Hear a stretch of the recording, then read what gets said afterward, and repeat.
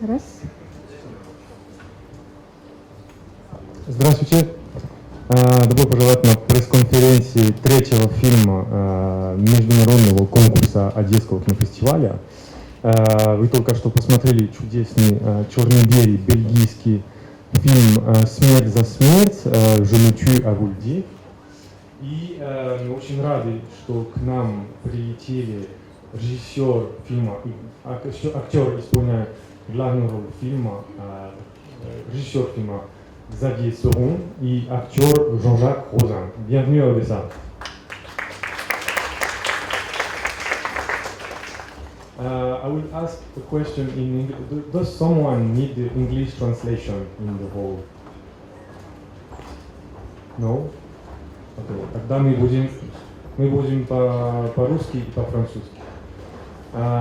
Я сейчас задам первый вопрос по-французски, если позволите мне. Je pose la première question donc à vous deux. La première question est pour Xavier Sauron. C'est un projet que vous avez développé pendant 9 ans, si je ne me trompe pas. Juste si vous pouvez nous en dire plus sur la genèse du projet et enfin, les origines, qu'est-ce qui vous a inspiré dans ce film. Et une question à Jean-Jacques également. Vous avez déjà travaillé plusieurs fois avec Xavier, vous avez tourné dans le court-métrage notamment. Qu'est-ce qui vous attire dans son univers? Итак, первых два вопроса. Первый вопрос для Ксавье. Насколько я знаю, этот проект разрабатывался в течение 9 лет. То есть что вы можете сказать об источниках, об исходниках этого проекта? Ну и потом вопрос для Жан-Жака. Вы уже достаточно много раз работали с этим режиссером для короткого метра. Что именно привлекает вас в его работе?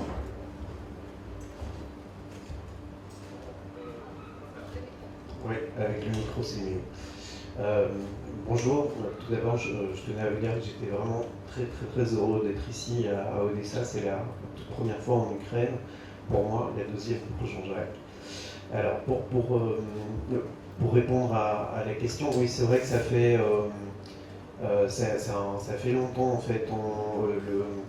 On peut dire que les origines de Je me tue à le dire remontent à l'école de cinéma qu'on a fait en Belgique qui s'appelle l'IAD, c'est l'Institut des Arts de Diffusion, où on s'est rencontrés. Et on a fait un premier court-métrage qui est en fait un exercice qui n'est jamais diffusé, mais c'était déjà un film qui s'appelait Je me tue à le dire, et qui parlait déjà d'un type qui était un peu inquiet parce qu'il était persuadé d'avoir une grosseur derrière l'oreille. Et voilà, il y avait déjà cette thématique de la maladie, de la mort, et traitée sous l'angle de l'humour noir. Итак, всем добрый день. Сначала должен сказать, что я очень рад быть в Одессе. Это мой первый раз в Украине, хотя уже второй раз для Жан-Жака.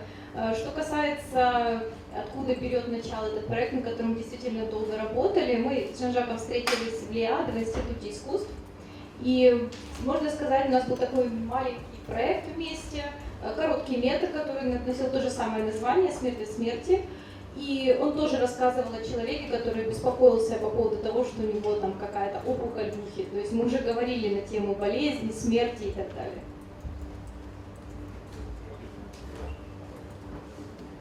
Allô. Eh bien, moi aussi, je suis ravi d'être présent ici, à Odessa. C'est la deuxième fois pour moi en Ukraine. J'étais déjà venu une fois à Kiev et j'ai passé un très bon moment. Et puis voilà, alors pour répondre à la question, oui, donc avec Xavier, je travaille avec lui depuis assez longtemps puisque on s'est rencontrés en fait à l'IAD, donc dans l'école de cinéma dans laquelle j'ai fait mes études de théâtre et de jeu de comédien. Et très vite, on s'est rencontrés et on a vite sympathisé et sur le travail aussi, on se sentait vraiment bien tous les deux. Et donc Xavier m'a proposé d'autres courts-métrages, quasi tous ces courts-métrages jusqu'au long-métrage. Et donc c'est un travail de fidélité. Il m'a fait confiance pour le long aussi.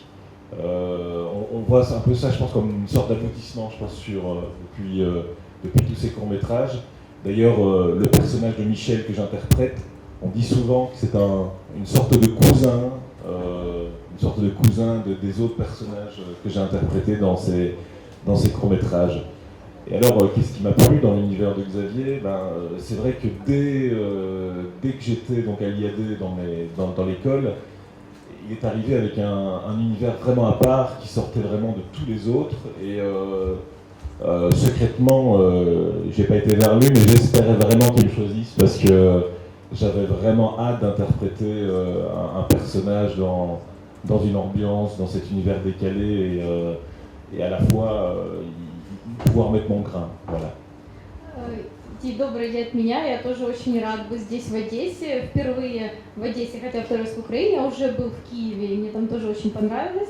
И как уже вам Ксавьер рассказал, мы уже достаточно давно знакомы, еще с киношколы, где я учился на театрального актера. И как только мы встретились, мы очень понравились друг другу и как люди, и как профессионалы, начали работать вместе. Я был актером практически во всех его короткометражках, которые он снимал. Благодарю его за доверие, что он действительно мне доверял интерпретировать его героев. Ну и Мишель, которого я играю уже в этом фильме, уже в полном метре. Можно сказать, что он как кузен для всех остальных персонажей, которые я играл в предыдущих работах. И чем меня вообще привлек Ксавьер, когда мы еще только познакомились, и тем, что у него внутри целая вселенная, которая настолько отличается от других, что я с нетерпением ожидал возможности стать ее частью, интерпретировать персонажей из этой вселенной. Merci. Первый вопрос, пожалуйста. Да, микрофон. Здравствуйте, Люда Русланова, независимый журналист.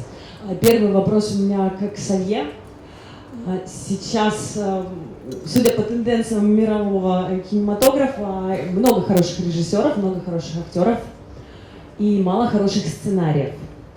Вы сами написали свой сценарий, мне интересно, я думаю, всем остальным тоже, как вы к этому пришли и с чего все начиналось, то есть о сценарии расскажите, пожалуйста. И второй вопрос к актерам. У вас специфическая роль, она интересная и странная, и поэтому интересно, как вы к ней готовились. Может быть, как-то специально. Спасибо. Donc il y a deux questions, une pour Xavier, une pour Jean-Jacques. La question pour Xavier, il y a beaucoup de bons réalisateurs, de bons acteurs, mais il y a peu de bons scénarios. Et bon, vous avez écrit le scénario vous-même, et peut-être vous pouvez élaborer comment vous avez fait les idées et tout ça. Et une question pour Jean-Jacques, vous avez un personnage qui est très particulier, très étrange. Comment vous avez préparé pour ce rôle? Merci déjà. Oui, donc j'ai écrit le scénario. J'avais envie, mais comme je disais, c'est le sujet, enfin des sujets un peu durs comme la maladie, la mort, sont des sujets qui me touchent et qui malheureusement touchent un peu tout le monde. Et j'avais vraiment envie de l'aborder sous cet angle, et ça déjà depuis assez longtemps. Et donc pour parler de la mort, de la maladie, j'avais l'impression que c'était aussi parler de la vie. Et j'avais envie de le faire par le biais de cette relation mère-fils. Parce que je partais du principe que ces premières gouttes de lait, c'était un peu le départ du compte à rebours en fait. Quand on donne la vie, on donne aussi à la mort, c'est un peu ce paradoxe. Et donc c'est parti comme ça. C'est vrai que ça s'est écrit un peu sous forme de tableau, de scénettes. Et je me suis pas mal évidemment inspiré de ce que j'ai pu observer, même si tout est romancé. Mais c'est vrai que je travaille surtout à l'observation et puis un peu à transformer certains trucs qui me sont arrivés à moi et où j'ai pu observer chez les autres. Voilà, c'est un peu comme ça que je travaille. Ensuite aussi, un peu avec les comédiens, pour sortir du scénario. Je veux pas que ce soit quelque chose de figé, de sclérosé. Et donc j'ai eu la chance de pouvoir travailler avec Jean-Jacques, qui était déjà impliqué sur le projet très en amont, et aussi avec les autres comédiens.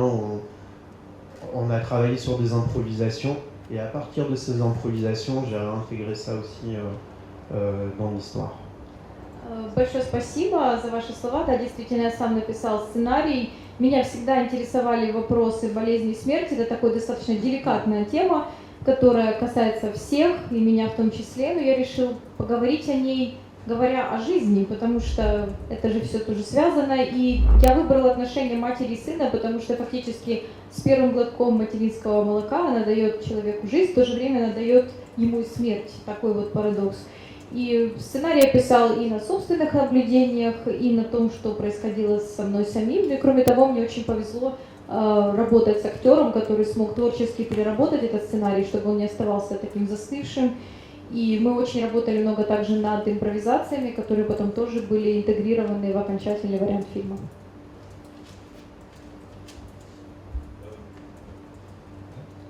Allô. Donc, oui, alors pour travailler le personnage, pour le film, j'ai eu aussi, comme le disait précédemment Xavier, on a beaucoup, on a eu l'occasion de travailler en amont, et donc ça m'a permis évidemment de chercher avec Xavier, de faire des improvisations. Il me donnait parfois des situations avant même que le film soit vraiment écrit, que les scènes soient vraiment écrites, pour pouvoir justement chercher et imaginer comment le personnage allait réagir en fait quand il reçoit une nouvelle ou qu'il doit se retrouver dans une situation bien précise.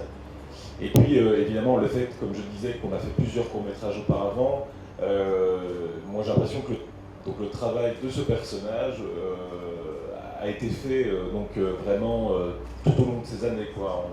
On cherchait vraiment un personnage qui m'est quelque part familier à moi, parce que je pense qu'il y a un peu de moi dans ce personnage, sans doute, mais en même temps c'est peut-être une phase, une espèce de projection aussi que j'ai de moi ou de quelqu'un. Voilà, et puis aussi, on a travaillé aussi de manière plus précise pendant les scènes, c'est-à-dire qu'on cherchait à ne pas en faire de trop au niveau du jeu. On essayait de rester dans une certaine sobriété, parce que les situations étaient tellement décalées et parfois absurdes que y rajouter en fait, je veux dire, un côté comique ou essayer de souligner les situations aurait en fait appauvri l'effet en fait qu'on voulait faire. Voilà. Что касается работы над персонажем, как уже Ксавьер говорил, мы достаточно много работали перед началом съемок над импровизациями для того, чтобы искать какие-то средства выражения, как бы мой персонаж отреагировал на какую-то новость или на какую-то конкретную ситуацию. Но, как тоже уже говорилось, мы достаточно много работали раньше над различными короткометражками, поэтому были хорошо знакомы, и мне нужно, я думаю, что весь этот процесс работы над предыдущими проектами, это и был поиск этого персонажа, потому что, с одной стороны, он, конечно, похож на меня, в нем есть и я, с другой стороны, это может быть и какая-то проекция моего образа или образа других людей. И что еще хотелось бы сказать, в первую очередь мы старались не переигрывать, потому что сама ситуация, она уже настолько отстранена от реальной жизни, иногда она настолько абсурдная, что если бы мы добавляли больше комизма или больше гротеска, мне кажется, что это бы только объединило саму историю и ситуацию.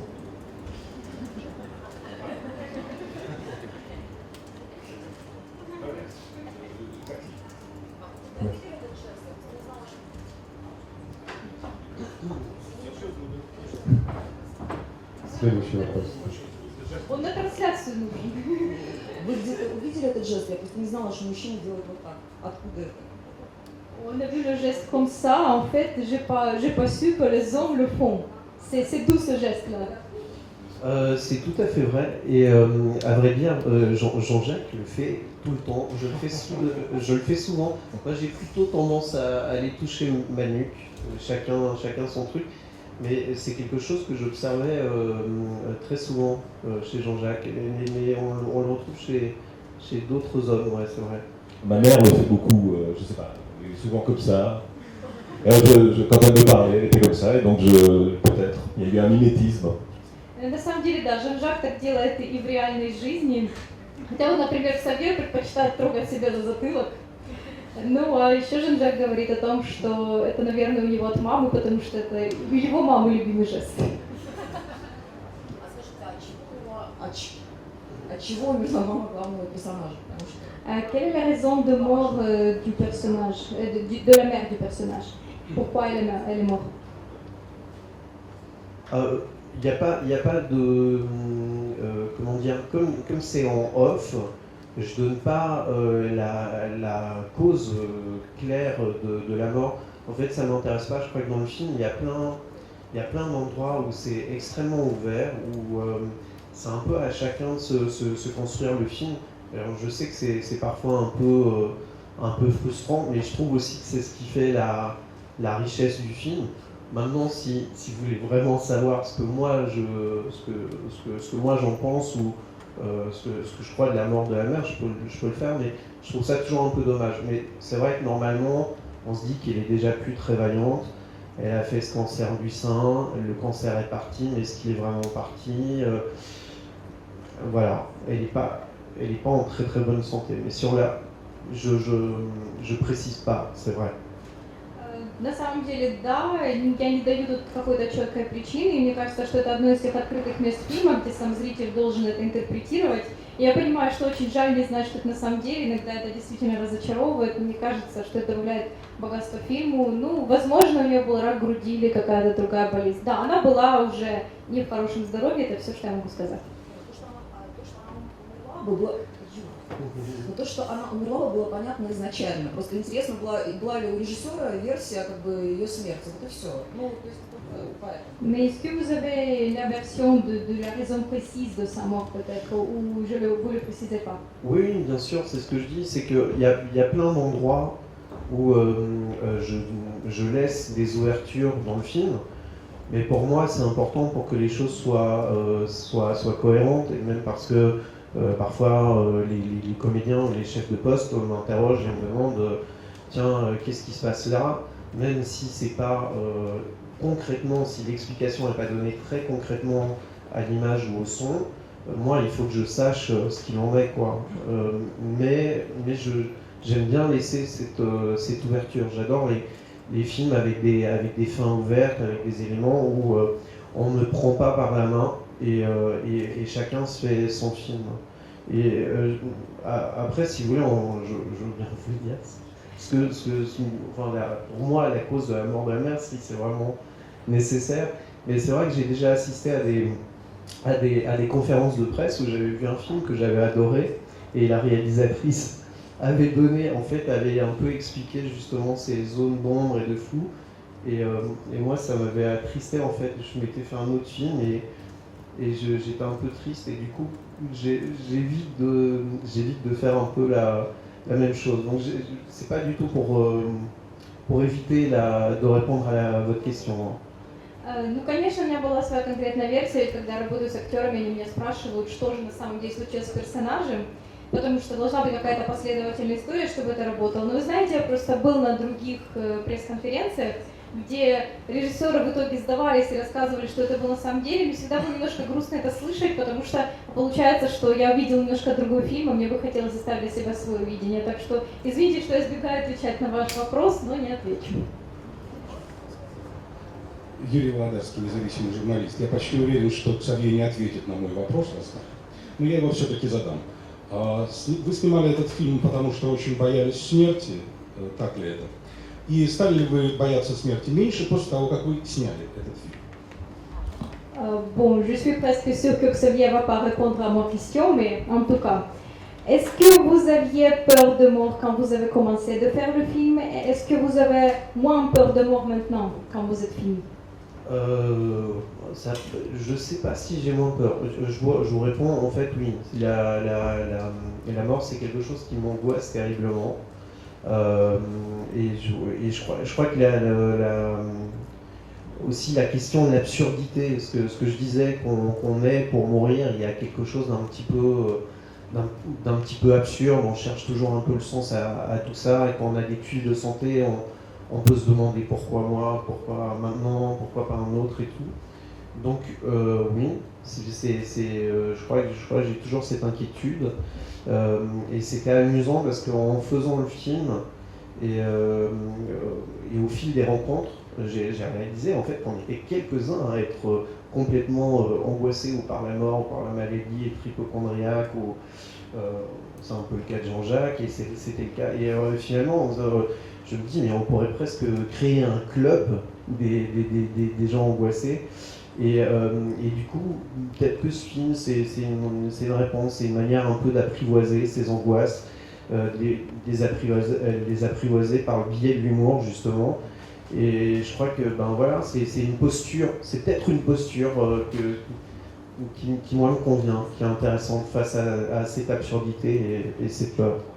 На самом деле я отвечу на ваш вопрос. Да, действительно, смерть меня очень беспокоит, и больше всего меня беспокоит абсурдность того, что мы приходим в этот мир для того, чтобы умереть, и мы ищем смысл жизни, думаем, почему я, почему сейчас, почему не другие. И можно сказать, что да, меня вопрос смерти беспокоит, я такой себе ипохондрик. Иногда я думаю о том, что можно даже создать такой небольшой клуб людей, которые боятся смерти. И можно сказать, что этот фильм — это такая попытка приручить этот страх, поговорить о смерти, и можно сказать, что это как такой стейтмент, который я сделал. Близненко Станислав, говорим Вадим, портал. У меня первый вопрос к Савье будет. Скажите, пожалуйста, чья была вообще идея трогания груди, например, в раздевалке? Это была импровизация или сценарий? Второй вопрос будет Жан-Жаку. Скажите, насколько похож главный герой на вас? В чем различие? В чем плюсы и минусы? Спасибо вам. Donc deux questions. La première pour Xavier. C'était à qui l'idée de toucher le sein? C'était l'improvisation ou c'était dans le scénario? Et après, une question à Jean-Jacques. Est-ce que vous êtes très similaire à votre personnage et quelles sont les différences?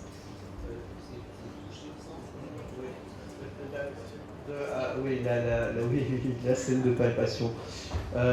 Oui, ça c'était quelque chose qui était écrit. Et alors, disons qu'au cours de l'écriture, elle s'est un petit peu développée. Au début, ça devait être juste le personnage de Darek et de Michel qui, dans les vestiaires, se touchent. Et puis, assez vite, je me suis dit, mais qu'est-ce qui se passe s'il y a les autres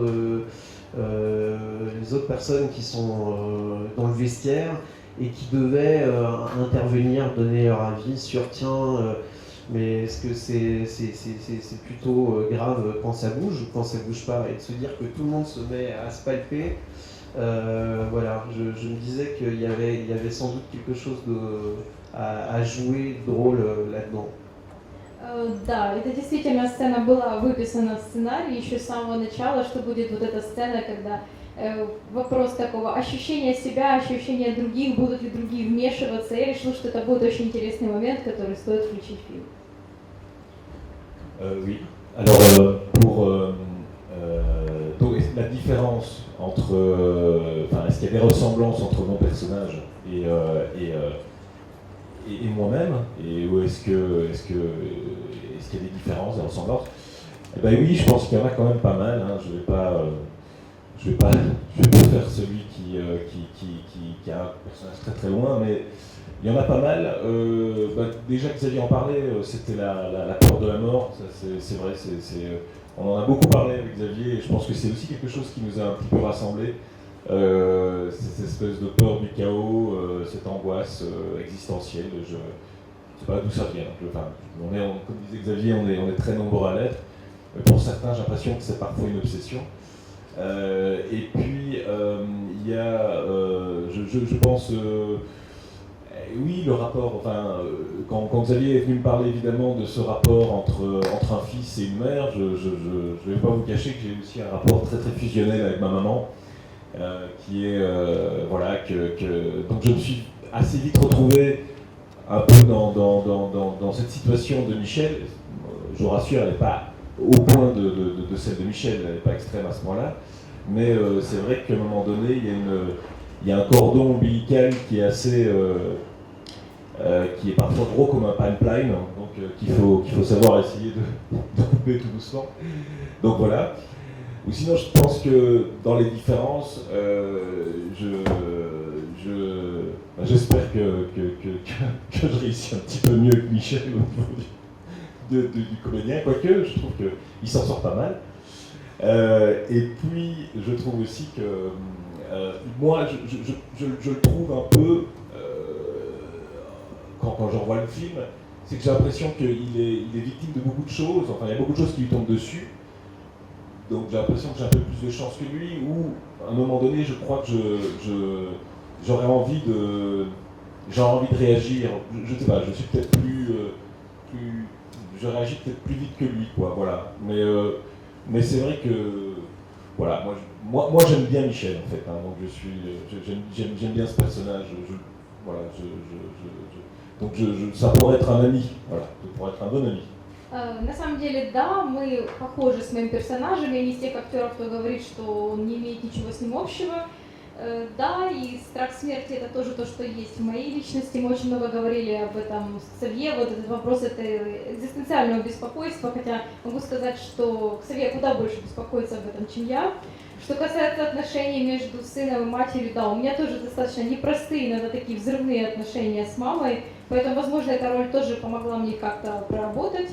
Что касается отличий, я надеюсь, что все-таки я более удачлив по жизни, чем Мишель, потому что на него столько всего свалилось, хотя я надеюсь, в принципе, он неплохо справился со всей этой ситуацией. Кроме того, он больше жертва обстоятельств. Мне кажется, что в реальной жизни я реагирую куда быстрее, чем он. Но мне очень нравится этот персонаж, я думаю, что мы могли бы быть друзьями. Наталья Бжижковская, газета «Слово». Во-первых, я хотела сказать, что Жан-Жак Розен в жизни куда приятнее и симпатичнее, нежели его герой в фильме. И мне интересно узнать, вот финал фильма – это финал жизни героя, либо нет, как думает главный герой, как думает режиссер. И второй вопрос к режиссеру Ксавье я хотела спросить. Фильм изобилует натурализмом. Это вообще присуще ему по жизни видеть черное вокруг? И кто является его учителем в искусстве? Voilà, on commence par dire que Jean-Jacques est plus agréable et plus sympa dans la vie que son personnage, c'est sûr. Et bon, une question est, est-ce que la fin du film, c'est aussi la fin de vie du personnage ou pas? C'est ce que vous pensez, est-ce que peut-être Xavier pense? Et une question pour Xavier, il y a beaucoup de naturalisme dans votre film. Est-ce que c'est votre habitude de voir des choses en noir? Et qui est votre maître dans l'art de cinéma, si on peut dire? Qui est votre inspiration dans l'art de cinéma? Les inspirations, j'avais compris, mais c'est juste Beaucoup de naturalisme dans votre film. Est-ce que c'est votre habitude de voir des choses en noir? Ah, en noir. J'ai pas l'impression c'est de voir les choses en noir. Je pense que la vie a son lot de, comme je disais, d'absurdité et de situations extrêmement dures. Et c'est plutôt ça, ce que j'aime bien, c'est d'arriver à les cerner et à trouver ce petit moment qui fait que on pourrait presque en rire. Et pour donner un exemple, c'est pas du tout dans le film, mais il y a des situations qui sont extrêmement tristes, comme le deuil ou les funérailles de quelqu'un, et pourtant c'est des situations où on sait que parfois les gens submergés par l'émotion peuvent se mettre à rire nerveusement. Et c'est ça, je crois que la noirceur et la drôlerie sont vraiment imbriqués, mais dans la vie, quoi. Il suffit de regarder et c'est là, moi c'est vrai que c'est vraiment ce qui me touche. Et je cherche pas à faire quelque chose de dur ou de noir, ou justement j'ai envie de mettre un petit rayon de soleil là-dessus. Je sais que ça peut sembler bizarre avec un film comme ça, mais c'est ça.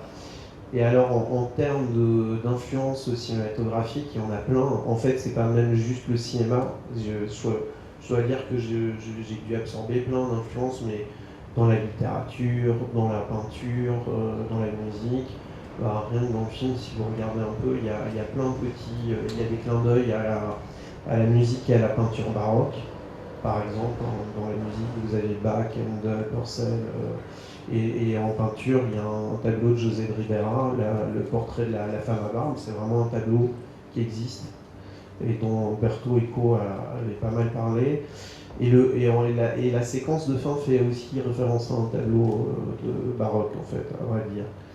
Et donc ouais, il y a plein de références. Maintenant, si vous voulez qu'on parle de cinéma, c'est, je dirais moi, un cinéaste qui me touche beaucoup, c'est Bertrand Blier, le réalisateur français. Moi, j'aime beaucoup. Et là aussi, c'est humour noir, mais ça pourrait être Roy Anderson, une série noire de Corneau, mais là c'est plus un film, mais dans lequel Myriam Boyer jouait aussi, qui est un de mes films de chevet. C'est Woody Allen aussi, qui a sa kyrielle de personnages complètement hypocondriaques et aussi dans cette relation mère-fils, enfin, qui est souvent là.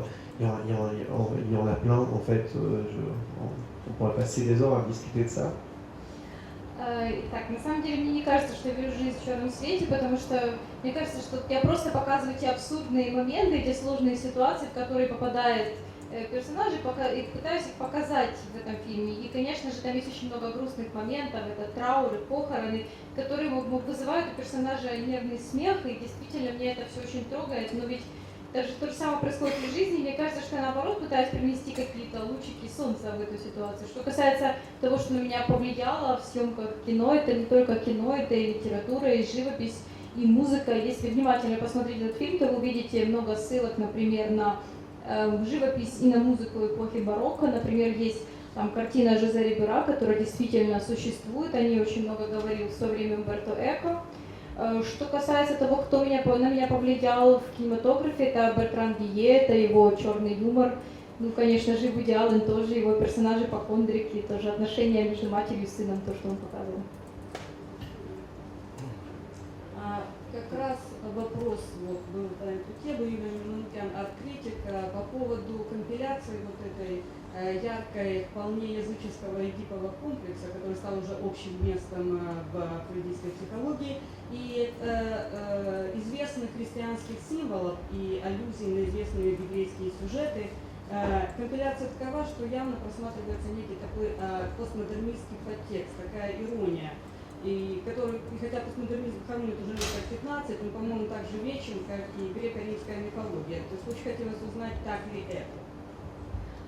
Bon voilà, donc la question, est-ce que j'ai vu dans ce film, c'est bien sûr le complexe Oedipe qui est vraiment très connu et aussi la combinaison avec les symboles chrétiens, ce qui tout ensemble crée une sorte de postmodernisme, une sorte d'ironie, et je voudrais demander si je l'ai vu correctement, si c'était vraiment quelque chose que vous avez mis dans ce film.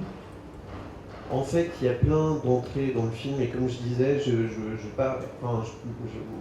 je suis toujours un peu réticent à donner un mode d'emploi, mais vous avez raison, il y a évidemment une porte d'entrée qui est psychanalytique, ça parle du complexe d'Oedipe. Il y a une porte d'entrée aussi avec une symbolique, on pourrait dire religieuse, mais en fait l'idée, et ça je précise, c'est pas du tout pour parler de religion, c'est simplement, en fait, on parle de cette relation mère-fils, et que en fait, à travers toute l'histoire de l'art, de toute façon, il y a toute une iconographie qui est très riche de la mère et l'enfant, de la Vierge et l'enfant, de la Madone, enfin.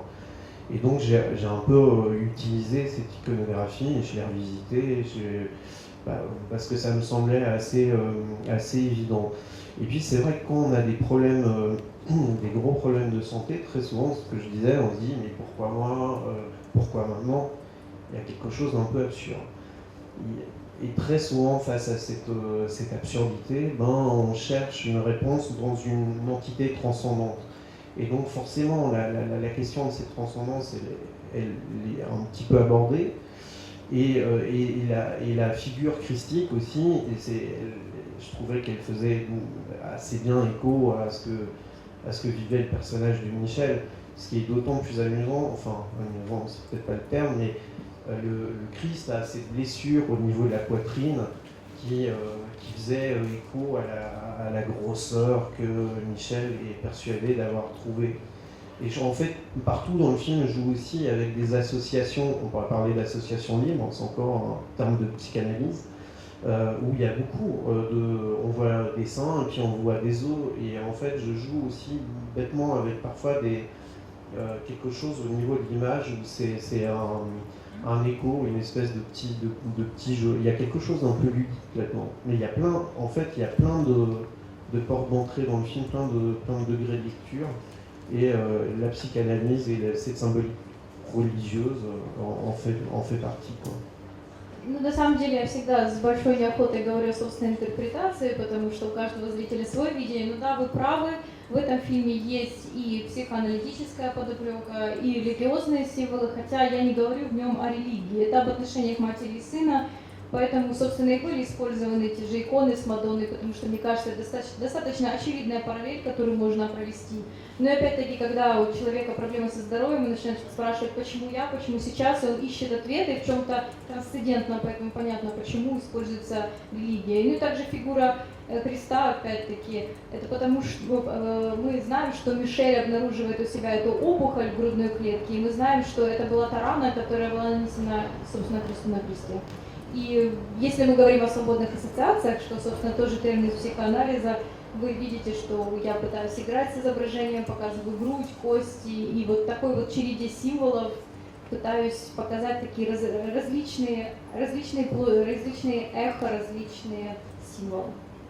Et j'en profite juste pour dire, mais même au niveau, en fait, en français, ça je sais pas du tout, du coup, comment ça passe dans d'autres langues, mais c'est vrai qu'il y a différents sens, par exemple, au mot sein, enfin, en fonction de la manière dont ça s'écrit. Le sein, c'est S-E-I-N, c'est la poitrine, mais le sein, S-A-I-N-T, c'est un sein avec une auréole au-dessus de la tête, hein, et S-A-I-N, c'est sein, c'est en bonne santé. Et donc j'ai joué là-dessus, et d'ailleurs on parle d'une auréole pour le sein, mais aussi de l'auréole du sein. Donc c'est vrai que c'est assez tentant de jouer, enfin, de jouer avec ça, quoi. Ну и раз мы еще об этом говорим, то я еще и поиграла со словами. Я не знаю, насколько это можно тоже перевести, но в французском языке есть 3 слова, которые произносятся одинаково, сам, только по-разному пишется. И это и грудь, и святой, и здоровый. Поэтому мне это тоже. Догонку вот там в середине фильма появился, я не помню, это термометр, барометр в виде стилизованного солнца средневекового. И в конце он сыграл, когда он сел под этот, получился нимб у него, да. То есть это появилось в фильме еще в середине, и это было так ожидаемо, и это сработало, и это очень как-то, как-то так даже было немножко грустно, что оно сработает. Ну и последний вопрос, это просто комментарий был. Произошла ли в связи с тем, вот интерпретация Эдипового комплекса, полная замена сына, substitution. Сын заменил мать, то есть принял эту роль, принял ее и стал, собственно, ей. Donc voilà, en fait, ça se voit, c'est pourquoi il était sous ce baromètre-là, il avait son auréole autour de la tête, ce qui a marché. Bon. Et la dernière question, si on parle de complexe d'Oedipe, donc est-ce qu'il y avait une substitution complète? Donc le fils a remplacé la mère et en fait a accepté son rôle. Qu'est-ce que vous en pensez? En fait, j'ai pas essayé d'aller vers comment dire, un Oedipe classique. Je trouvais simplement que c'était comme je disais, une espèce de porte d'entrée ou de clé de grille de lecture qui pouvait être intéressante. Mais à tout point de vue, puisqu'on parle du sein, et c'est très, on entend souvent des psychanalystes dire que les gens qui fument cherchent un substitut au sein. Et là, il se fait que d'ailleurs, au début de l'histoire, Michel dit qu'il a arrêté de fumer, quoi. Et d'ailleurs, ils en parlent clairement dans la voiture. Mais pour moi, c'était plus que cet Oedipe, c'était surtout de se dire, à un moment donné, c'est un individu, donc Michel, qui doit faire face à la mort, la maladie de sa mère, et aussi, en fait, ça parle du passage à l'âge adulte, d'une certaine manière, parce qu'on dit souvent, on devient adulte, ou bien en ayant soi-même des enfants, ou en perdant ses parents. Et voilà, je crois que ça parle un peu de ça, c'est un peu la métamorphose de Michel, il prend un peu la place de sa mère, mais c'est plus comme je disais, une sorte de passage à l'âge adulte. На самом деле я не хотела использовать в фильме такую классическую интерпретацию Эдипового комплекса, просто решил использовать такой интересный символ груди. И я думаю, что опять-таки из того же психоанализа говорят, что те, кто курит, на самом деле ищет замену материнской груди. Если вы помните, в начале фильма Мишель говорит, что он бросил курить.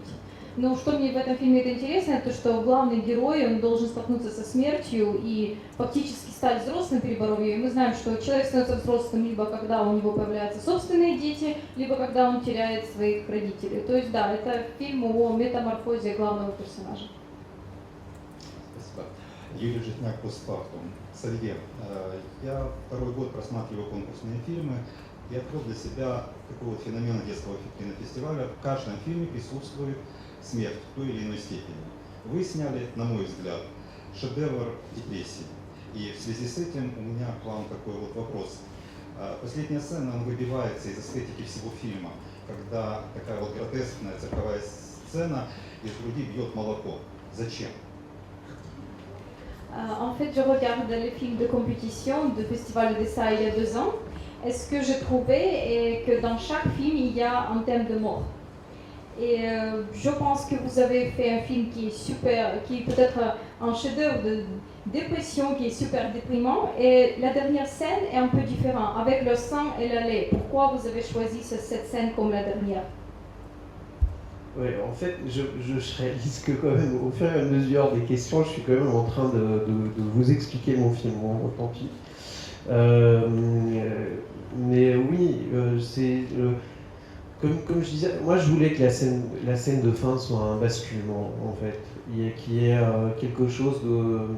C'est pour ça que tout à l'heure, quand madame parlait d'un film noir, non, moi je sais que ça peut sembler étrange, mais pour moi la fin est plutôt solaire. C'est vrai que c'est terrible, il a perdu sa mère, mais on fait un peu le pari étrange, parce que l'image l'est, du prolongement de la vie. Lui-même, quelque part, devient un peu mère avec ce petit chat. Et c'est ce qui se passe, c'est que la vie, elle se prolonge de génération en génération. On fait ce pari un peu dingue, malgré cette mort qui est inéluctable. On se dit, quelque part, peut-être que ça se poursuit au gré des générations. Et voilà, c'est un peu ça. Ну, на самом деле, я вижу, что с каждым вопросом неизбежно объясняю вам свой фильм. Мне очень жаль это делать, но приходится. И что касается концовки, вот как уже говорили о том, что я там вижу жизнь в черном свете, возможно, это покажется странным, но мне хотелось сделать такую сделать более солнечную концовку с какой-то надеждой. И почему я использую... Конечно же, это ужасно, потому что он потерял свою мать, но тем не менее я использую символ молока как продолжение жизни, как то, что поколение переходит с одного в другое. У меня короткий и несерьезный вопрос. Жан-Жак, скажите, пожалуйста, что вы сделали с котами? Вы их убили или куда-то вывезли? Этот эпизод остался не очень понятен. Donc je suis pas sérieuse, du coup, une question pour Jean-Jacques. Qu'est-ce que vous avez fait avec les chats? Vous les avez tués ou vous avez fait quoi? Alors, la première chose qu'il faut savoir, c'est que moi, je suis allergique en fait aux chats. Donc c'est-à-dire que j'ai un peu souffert quand même dans quelques scènes. Heureusement qu'il y a des sortes de petits médicaments qui s'appellent du Zyrtec qui permettent de résister. Mais c'était tout un challenge en fait. Donc voilà. Et alors avec les chats, qu'est-ce que j'en ai fait? Moi j'ai pas fait grand-chose parce que je ne touche pas puisque je suis allergique.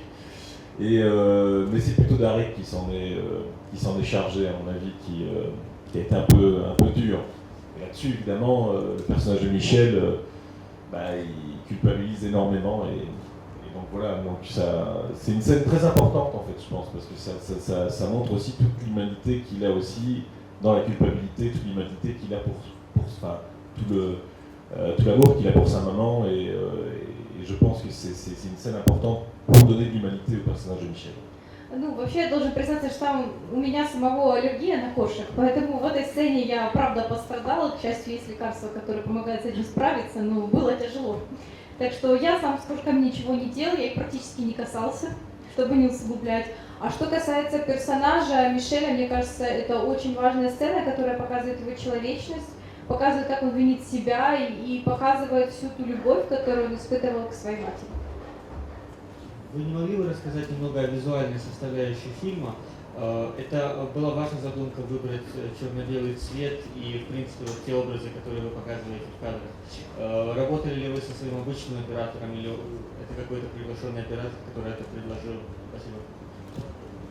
Donc une question sur le plan visuel du film, pourquoi vous avez choisi noir et blanc? Et la personne sur la caméra, est-ce que c'était quelqu'un que vous travaillez avec d'habitude ou c'était quelqu'un d'invité? Alors, pourquoi le noir et blanc? C'est une question qu'on me pose souvent. Et d'abord, je ne vais pas vous mentir non plus, c'est d'abord quelque chose que j'aime beaucoup.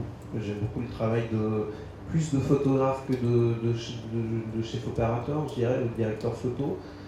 De photographes comme Deido Moriyama, qui est un photographe japonais et qui travaille en noir et blanc très contrasté. On pourrait aussi parler d'Anders Peterson ou Jacob Obstobol. Et j'avais l'impression que le noir et blanc permettait comment dire, le noir et blanc permet de faire cohabiter des éléments qui peuvent sembler très différents, voire contradictoires, des éléments triviaux et poétiques. Et j'ai l'impression que cette mayonnaise n'aurait pas pu prendre, ces éléments n'auraient pas pu cohabiter en couleur. En tout cas, le noir et blanc donne une sorte de liant. Il y a quelque chose d'étrange avec le noir et blanc, c'est que d'une part, il y a une forme d'abstraction, parce qu'en général, on perçoit le monde qui nous entoure en couleur, et que donc on a l'impression qu'il y a une sorte de recomposition du monde et qui crée un décalage, mais qui est déjà dans le film. Donc il y a une abstraction, et en même temps, il y a quelque chose de terriblement incarné, presque on pourrait parler de carnation. Et il y a un truc aussi un peu paradoxal dans le noir et blanc, et cette carnation est d'autant plus présente que le noir et blanc est contrasté. Et ça, c'était le deuxième point qui m'intéressait, c'est que je voulais que ce soit très organique. Je voulais que ce soit viscéral, que ça donne à ressentir, qu'on sente l'épiderme, les ombres, la peau, la texture. Et donc ça aussi, le noir et blanc me permettait aussi de travailler de manière assez graphique. Et voilà. Ça c'est pour le noir et blanc. Et alors le chef opérateur, c'est un type formidable qui s'appelle Olivier Bunjing et qui est un très jeune chef-op. Et c'était la première fois que je travaillais avec lui. J'avais déjà vu son travail avant et j'avais, enfin voilà, ça faisait un petit temps qu'on parlait du film, du projet, et donc je suis très très content qu'il ait pu le faire. C'est vraiment quelqu'un qui fait des miracles avec pas grand chose, parce que ce film s'est fait vraiment avec très très peu d'argent, avec des bouts de ficelle. Au départ, je voulais tourner en argentique, et je toujours un petit peu inquiet avec le numérique et son côté cru, piqué, et Olivier m'a complètement rassuré là-dessus. Je suis venu avec sa référence des photographes dont je parlais tout à l'heure, et il s'en est approché au plus près. Mais vraiment, il a fait un travail magnifique, et en plus en laissant beaucoup d'espace pour le jeu. C'est pas du tout quelqu'un, parce qu'il y a des chefs opérateurs qui sont très talentueux, mais il n'y a que l'image. Et moi, ça, c'est ce que je voulais pas. Je voulais pas faire de la forme pour de la forme, ça m'intéresse pas. Je veux que la forme soit subordonnée au fond. Pour moi, c'est d'abord le jeu, ce qui se passe. Évidemment, l'image est importante, mais il faut trouver cet équilibre. Et avec Olivier, c'était formidable. Что касается черно-белой съемки, почему это выбрал, да, действительно, мне это очень нравится, потому что вообще на самом деле мне куда больше нравится фотография, чем киноискусство. Мне кажется, что оператор должен быть в первую очередь фотографом. И я, например, восхищаюсь работами одного японского фотографа, который как раз снимает только в черно-белом. И мне кажется, что именно в черно-белом мы можем объединить такие, казалось бы, необъединяемые речи, и тривиальное, и поэтическое. Кроме того, черно-белый дает нам определенную абстракцию, создает такой эффект отстраненности и при этом эффект присутствия в самом фильме. Это меня приводит ко второй причине, почему выбираю черно-белый, потому что он действительно показывает текстуры, показывает структуру кожи, других поверхностей. То есть мне хотелось, чтобы это было очень графическим опытом. Что касается оператора, это действительно замечательный человек, его зовут Оливье, он очень молодой, я с ним первый раз работал, и я очень рад, что он смог с нами поработать. И на самом деле фильм снимался за очень небольшие деньги. Я сначала хотел снимать на пленке, боялся снимать в цифре, думал, что это будет слишком грубо местами, но тем не менее Оливье меня убедил, что мы сделаем это все хорошо, и получилось все, правда, замечательно. И в его работе мне понравилось то, что он дает очень много места актерам, что он не забивает все изображением. То есть изображение это важно, но мне кажется, главная суть актерская игра, а не форма. Марина Константинова, агентство еврейских новостей. Я хотела небольшой комментарий. В этом фильме я увидела не только взаимоотношения матери и сына, и грудь, в данном случае символика груди, мама по латыни грудь, это очень важный момент. Но здесь есть еще и отношения людей, в семье которых произошло несчастье, близким которых поставлен серьезный диагноз, ведущий к смерти. Это могут быть и отношения детей и родителей, жен и мужей, как они проживают эту ситуацию. Я много лет работаю в общественной организации, которая как раз поддерживает и женщин, перенесших рак молочной железы, и их близких. И этапы принятия этой ситуации как больными, так и их родственниками приблизительно такие же. Не верю, почему я, и потом принятие этой ситуации. Вопрос в том, когда вы снимали фильм, думали ли вы об этой категории людей, которые сталкиваются с болезнью близких, и насколько экстраполяция болезни близкого может повлечь к разрушению личности родных или к тому, что они сохранят себя, помогут преодолеть болезнь и уйти в последний путь своим близким, но тем не менее сохранят свою личность и не заболеют, и смогут жить дальше. Вот этот пласт очень важен в вашем фильме. Спасибо. Bon voilà, je voudrais faire un petit commentaire sur le film. Pour moi, c'était pas juste les relations entre la mère et le fils et le symbole du sein. Ce sont aussi les relations dans la famille où quelqu'un a cette diagnose tragique. Parce que moi-même, je travaille dans une ONG qui soutient les femmes qui ont été diagnosées avec un cancer de sein, et ces familles aussi. Et donc, ce sont aussi les stages décrits dans le film. Pourquoi moi? Et après, on accepte cette maladie et tout. Est-ce que vous avez pensé sur cette catégorie de gens, les familles dans lesquelles on a les gens qui ont ces maladies-là? Oui, malheureusement, comme je disais, la maladie, la mort, déjà on est tous concernés. Et je dirais même le cancer, franchement, je crois que j'ai jamais croisé quelqu'un qui avait été concerné. Qui n'avait pas été concerné de près ou de loin par la maladie, ou qui l'avait eu lui-même, ou qui avait quelqu'un proche qui l'avait, enfin bon bref. Et donc je ne vous cacherai pas que moi aussi j'ai vécu ça d'une certaine manière. Donc oui, c'est un sujet qui me tient vraiment à cœur. Il se fait que sur le cancer du sein, ce qui était intéressant ici, c'était a priori on a tendance à penser que c'est un cancer féminin, pardon, je suis en train de tout mélanger. On a l'impression que c'est un cancer qui est plutôt féminin, et c'est un peu le truc absurde de se dire tiens, il y aurait certains cancers dont on serait protégé, de se dire tiens, si vous êtes une femme, vous avez beaucoup de chance, vous ne risquez pas un cancer de la prostate. Ou si vous êtes un homme, vous ne risquez pas le cancer de l'utérus ou du sein. En l'occurrence, le sein, il y a des cancers du sein chez l'homme, il y en a peu, mais il y en a. Et donc j'ai rebondi sur ce cancer-là pour parler de la peur de la maladie et sur le côté psychosomatique, on va dire, des choses, mais que Michel puisse à un moment donné penser qu'il a lui aussi un cancer du sein. Et que là où sa mère en a perdu un, lui il s'en crée un, il s'en fabrique. En tout cas, il y en a un qui arrive. Да, на самом деле действительно это очень важная тема, и, наверное, я не встречала в своей жизни одного человека, который либо сам бы не пережил это, либо это как-то его не коснулось. То есть действительно вопрос таких болезней для меня очень важен. Я сам пережил тоже подобный опыт в своей жизни. И что я еще хотела в этом фильме сказать, что вот мы считаем, что рак груди это скорее женская болезнь, скажем так, мужчина может быть от нее защищен каким-то образом. Тем не менее, рак груди бывает и у мужчин, редко, но бывает. И когда мы видим персонажа Мишеля, то есть, возможно, конечно, это с одной стороны психосоматика, но и у него он тоже получается, может быть.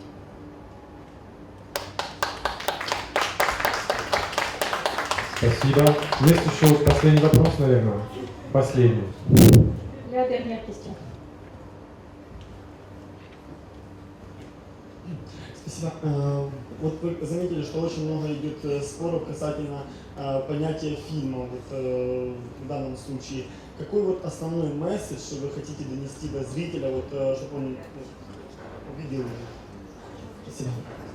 Donc, vous voyez qu'il y a beaucoup de discussions sur le sens du film, sur le contenu. Quel est peut-être le message principal que vous voudriez transmettre par ce film-là?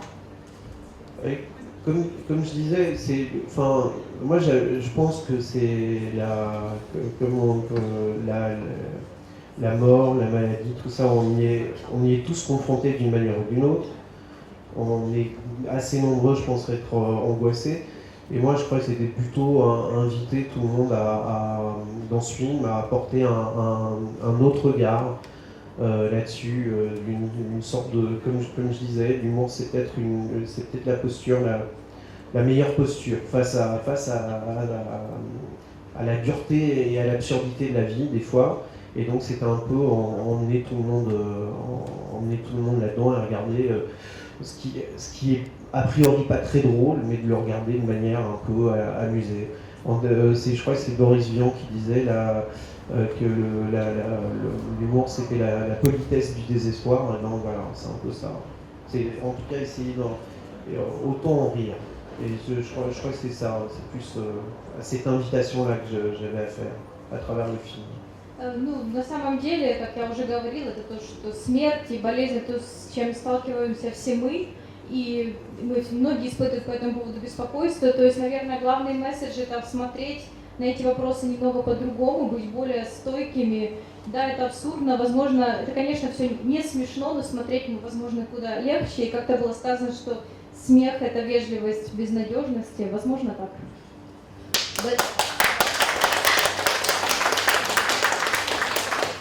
Это будет последний вопрос. Большое спасибо за фильм. Он очень окрашен иронией, юмором, сарказмом.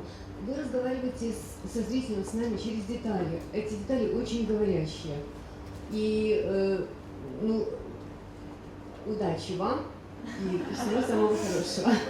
Et en fait, c'était pas une question, juste un commentaire. Merci beaucoup pour le film. Il y a beaucoup d'ironie, d'humour et beaucoup de détails. Et bonne chance à vous. C'était bien ce que vous avez fait. Merci. Спасибо за внимание. Merci à vous deux. Хороших просмотров.